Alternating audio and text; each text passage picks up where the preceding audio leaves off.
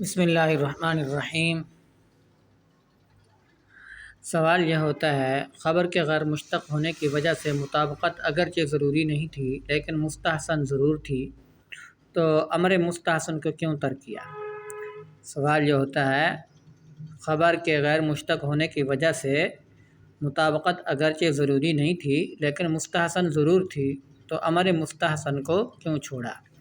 جواب: مصنف علیہ الرحمت اختصار پسند ہیں، لفظ لفظتن سے مختصر ہے، کیونکہ اگر لفظتن کہتے تو آگے وضعت اور مفردتن کہنا پڑتا، تو اس کی طوالت میں کوئی شک نہیں ہے۔ مصنف علیہ الرحمت اختصار پسند ہیں، لفظ لفظتن سے مختصر ہے، کیونکہ اگر لفظتن کہتے تو آگے وضعت اور مفردتن کہنا پڑتا، تو اس کی طوالت میں کوئی شک نہیں ہے۔ سوال: مطابقت اور عدم مطابقت دونوں برابر ہیں، تو مصنف علیہ رحمت نے عدم مطابقت کو مطابقت پر ترجیح دی ہے، جو کہ ترجیح بلا مرجح ہے۔ مطابقت اور عدم مطابقت دونوں برابر ہیں، تو مصنف علیہ رحمت نے عدم مطابقت کو مطابقت پہ ترجیح دی ہے، جو کہ ترجیح بلا مرجح ہے۔ جواب: قرینہ موجود ہے، وہ ہے لفظ کا لفظتن سے مختصر ہونا، یعنی عدم مطابقت کو مطابقت پر ترجیح دینا ترجیح بلا مرجح نہیں ہے، کیونکہ اس جگہ قرینہ موجود ہے، وہ ہے لفظ کا لفظتن سے مختصر ہونا۔ وضع کا لغوی اور اصطلاحی معنی: وضع وضع سے ہے، وضع کا لغوی معنی ہوتا ہے نہادن، یعنی رکھنا۔ وضع کا اصطلاحی معنی ہے ایک چیز کو دوسری چیز کے ساتھ خاص کرنا، اس حیثیت سے جب شے اول بولی جائے یا محسوس کی جائے تو شے ثانی اس سے سمجھی جائے۔ وضع کا لغوی معنی ہوتا ہے نہادن، رکھنا۔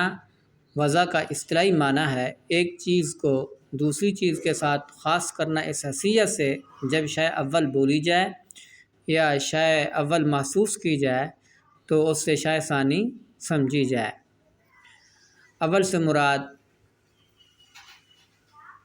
لفظ ہے، شے ثانی سے مراد معنی ہے۔ اول سے مراد لفظ ہے اور شے ثانی سے مراد معنی ہے، یعنی مطلب جب لفظ بولا جائے تو اس سے معنی سمجھا جائے۔ سوال: وضع کی تعریف جامع نہیں، کیونکہ اس سے حرف کی وضع خارج ہو جاتی ہے، کیونکہ آپ نے کہا جب شے اول بولی جائے تو اس سے شے ثانی سمجھی جائے۔ بغیر ضمہ ضمیمہ کے حرف بولنے سے اس کے معنی نہیں سمجھے جاتے۔ وضع کی تعریف جامع نہیں ہے، کیونکہ اس سے حرف کی وضع خارج ہو جاتی ہے، کیونکہ آپ نے کہا جب شے اول بولی جائے تو اس سے شے ثانی سمجھی جائے۔ بغیر ضمہ ضمیمہ کے حرف بولنے سے اس کا معنی سمجھ نہیں آتا، اس کا معنی نہیں سمجھا جاتا۔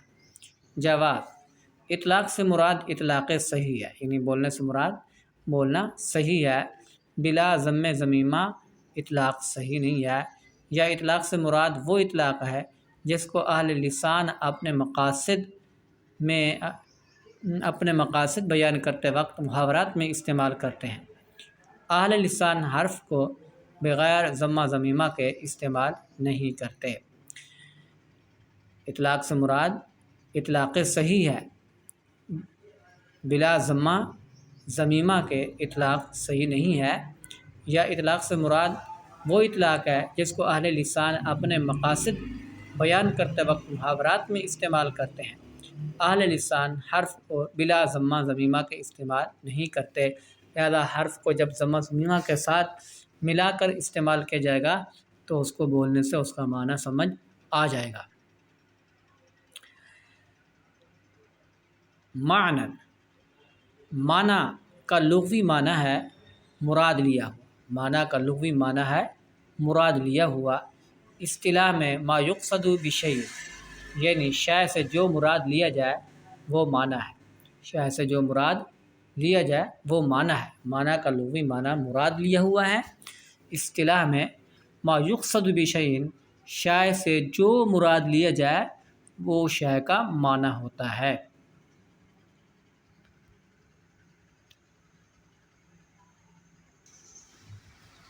سوال، معنی ظرف کا صیغہ ہوگا یا مصدر میمی ہوگا؟ دونوں احتمال درست نہیں ہے۔ اگر ظرف کا صیغہ ہو تو معنی ہوگا کلمہ وہ لفظ ہے جو وضع کیا گیا ہے قصد کی جگہ کے لیے۔ اگر مصدر میمی ہو تو معنی ہوگا کلمہ وہ لفظ ہے جو وضع کیا گیا ہے قصد کرنے کے لیے۔ یہ دونوں معنی درست نہیں ہے کیونکہ کلمہ مقصود کے لیے وضع کیا گیا ہے۔ سوال، معنی ظرف کا صیغہ ہوگا یا مصدر میمی کا ہوگا؟ دونوں احتمال درست نہیں ہے۔ اگر معنی ظرف کا صیغہ ہو تو معنی ہوگا کلمہ وہ لفظ ہے جو وضع کیا گیا ہے قصد کی جگہ کے لیے، اور اگر معنی مصدر میمی ہو تو معنی ہوگا کلمہ وہ لفظ ہے جو وضع کیا گیا قصد کرنے کے لیے۔ یہ دونوں معنی درست نہیں ہیں کیونکہ کلمہ مقصود کے لیے وضع کیا گیا ہے۔ جواب، معنی ظرف کا بھی صیغہ ہو سکتا ہے اور مصدر میمی کا صیغہ بھی ہو سکتا ہے۔ معنی ظرف کا صیغہ بھی ہو سکتا ہے اور مصدر میمی کا صیغہ بھی ہو سکتا ہے، لیکن حقیقی معنی میں مستعمل نہیں ہوگا بلکہ مجازی معنی میں مستعمل ہوگا۔ یعنی معنی بمعنی مفعول کے ہوگا، یا یہ اس مفعول کا صیغہ ہے۔ اصل میں معنویٌ تھا، واو اور یا جمع ہو گئی، واو کو یا کے یا کو یا میں ادغام کیا، ما قبل کے ضمہ کو کسرہ سے بدل دیا تو معنی ہو گیا، پھر ایک یا کو خلاف قیاس تخفیفاً حذف کیا تو معنی ہو گیا۔ معنی ظرف کا صیغہ بھی ہو سکتا ہے اور مصدر میمی کا صیغہ بھی ہو سکتا ہے، لیکن حقیقی معنی میں مستعمل نہیں ہوگا بلکہ مجازی معنی میں مستعمل ہوگا، یعنی معنی بمعنی مفعول کے ہوگا۔ یا یہ اس میں مفعول کا صیغہ ہے۔ اصل میں معنویٌ تھا، واو اور یا جمع ہو گئی، واو کو یا کیا، یا کا یا میں ادغام کیا، ماقبل کے ضمہ کو کسرہ سے بدل دیا تو معنی ہو گیا، پھر ایک یا کو خلاف قیاس حذف کر دیا تو معنن ہو گیا۔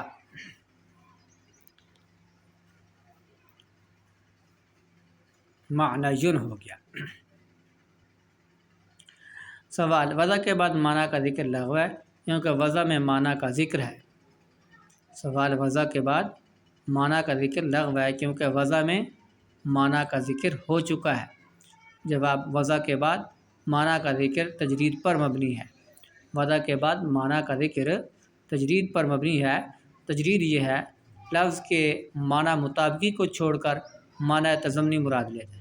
لفظ کے معنی مطابقی کو چھوڑ کر معنی تضمنی مراد لیا جائے، جیسے سبحان الذی اسری بعبدہ لیلا میں اسری کا معنی ہے رات کو سیر کرانا، پھر رات والے معنی سے خالی کر کے لیل والا لیل کا ذکر کیا گیا۔